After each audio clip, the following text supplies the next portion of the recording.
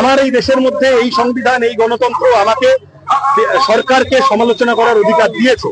সেটা যদি আমি করে থাকি, আমি কোনো অন্যায় করি না। আরএসএস বিরোধিতা আর দেশ বিরোধিতা এক জিনিস। আমরা দেশের পক্ষে আছি, যা হচ্ছে শুভেন্দু অধিকারীরা বলছে সেকুলারদের দেশ থেকে বার করে দিতে হবে। আমি এইটুকু বলতে পারি, আমরা দেশকে ভালোবাসি, আমরা ভগৎ সিং এর উত্তরাধিকারী। যারা স্বাধীনতা সংগ্রামে একটা নাম দেখাতে পারবে না, তাদের থেকে দেশপ্রেম শিক্ষা। প্রথম দিন থেকে আমাদের কোনো প্রশ্ন নেই। প্রথম দিন থেকে এই আজকের মিছিলের পোস্টারটা দেখেছো, কি লেখা ছিল? যুদ্ধ উন্মত্ততার বিরুদ্ধে, জিঙ্গোইজমের বিরুদ্ধে, জিগিরের বিরুদ্ধে। কেন? তার কারণ এই জিগির তুলে দেশের ভিতরে মানুষকে ভাগ করার চেষ্টা হচ্ছে, মব লিঞ্চিং হচ্ছে। এই যে কেউ কোনো ভিন্নমত প্রকাশ করলে আমি তোমার বাবা পাল্টা প্রশ্ন করি।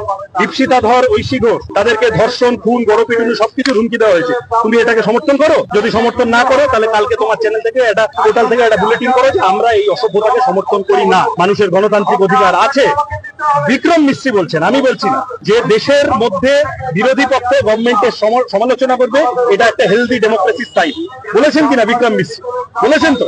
তাহলে আমি বলছি না, আমার এই দেশের মধ্যে এই সংবিধান, এই গণতন্ত্র আমাকে সরকারকে সমালোচনা করার অধিকার দিয়েছে। সেটা যদি আমি করে থাকি, আমি কোনো অন্যায় করি না। আরএসএস বিরোধিতা আর দেশ বিরোধিতা এক জিনিস। আমরা দেশের পক্ষে আছি, যারা বিক্রম মিস্ত্রিকে ছাড়ছে না, তাদের বিরুদ্ধে গিয়ে প্রশ্ন।